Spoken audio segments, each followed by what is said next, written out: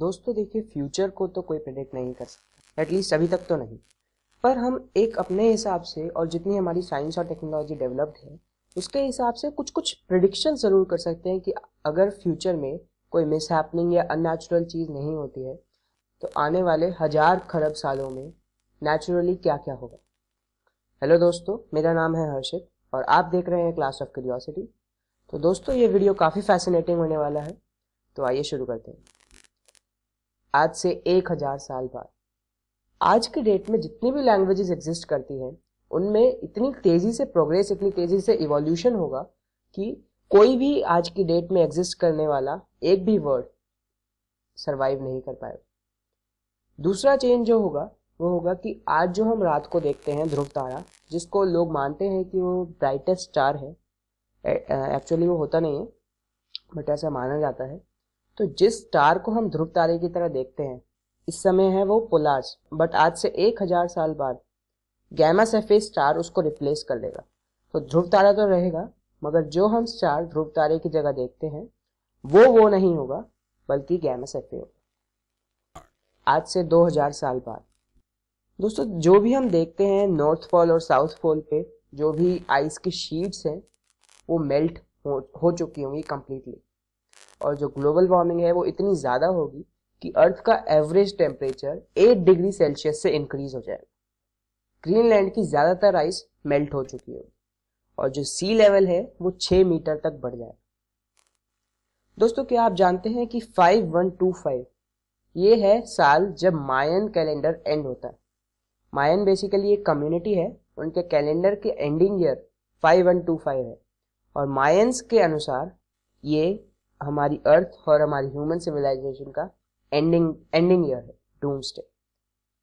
अगर हम 5125 भी सरवाइव कर जाते हैं तो 50,000 साल बाद नियाग्रा फॉल्स, काफी फेमस वाटरफॉल्स हैं, ये खत्म हो चुके हैं।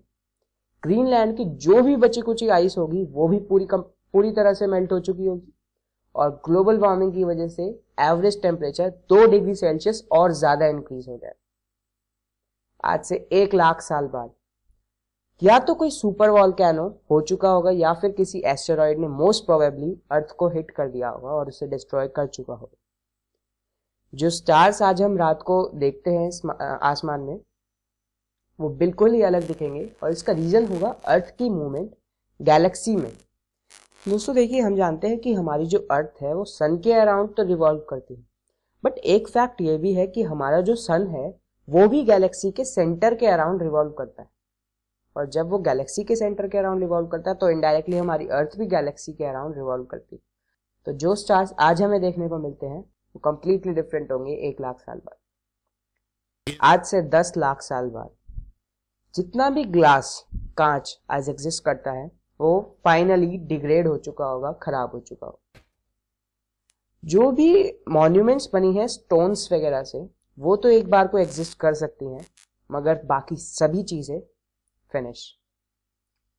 आज से 50 लाख साल बाद रिसर्चर्स मानते हैं कि वाई क्रोमोसोम खत्म हो चुका हो। दोस्तों देखिए, हम जानते हैं कि ह्यूमन के हर सेल में डीएनए होता है, डीएनए के क्रोमोसोम्स होते हैं। अब देखिए दोस्तों, क्रोमोसोम्स ह्यूमन में 46 क्रोमोसोम्स होते हैं हर सेल में, और 46 क्रोमोसोम्स 2-2 के पेयर बना के रहते हैं, और ऐसे 23 पेयर्स हुए ह्यूमन सेल्स की।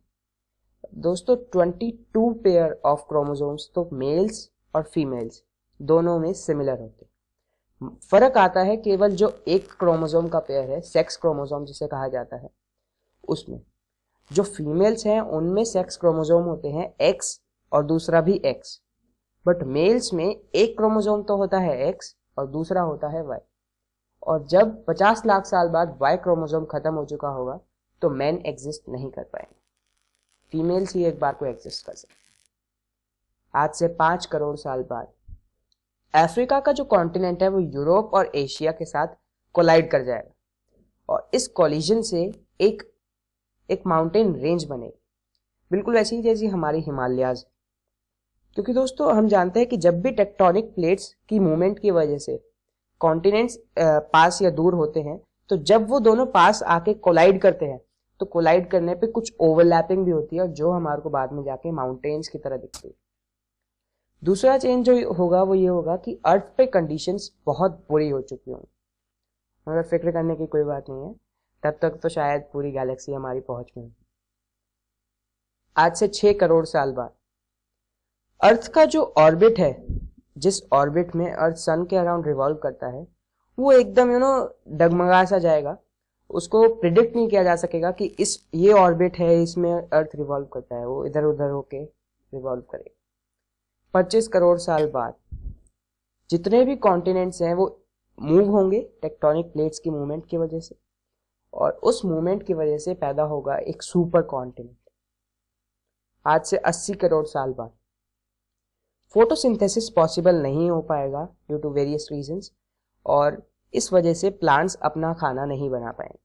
और जैसा कि हम जानते हैं कि जितनी भी अर्थ पे मल्टी सेलुलर लाइफ, मतलब कि जिन भी ऑर्गेनिजम्स में एक से ज़्यादा सेल्स है, बेसिकली जिन भी ऑर्गेनिजम्स को हम देख सकते हैं मल्टी सेलुलर उन्हीं को कहा जाता है, तो उन मल्टी सेलुलर ऑर्गेनिजम्स वो सभी ऑलमोस्ट डिपेंड करते हैं प्लांट्स पे अपनी एनर्जी नीड्स के लिए। और जब फोटोसिंथेसिस पॉसिबल नहीं होगा, प्लांट्स अपना खाना नहीं बना पाएंगे, तो प्लांट्स एग्जिस्ट नहीं कर पाएंगे, और जब प्लांट्स नहीं होंगे तो कोई भी ऑर्गेनिज्म जिंदा नहीं रह पाएगा मल्टी सेलुलर लाइफ में। आज से 200 करोड़ साल बाद अर्थ का जो कोर है उसको आज बहुत गर्म है वो, मगर इन सालों में वो ठंडा हो जाएगा और फ्रीज हो जाएगा।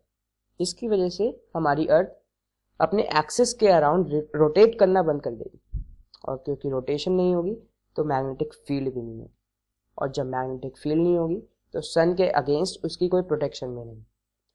दोस्तों, ये मैग्नेटिक फील्ड और प्रोटेक्शन मैं अपनी पिछली वीडियो में एक्सप्लेन कर चुका हूँ। अगर आप वो देखना चाहते हैं तो कार्ड्स में लिंक पर क्लिक करके देख सकते हैं।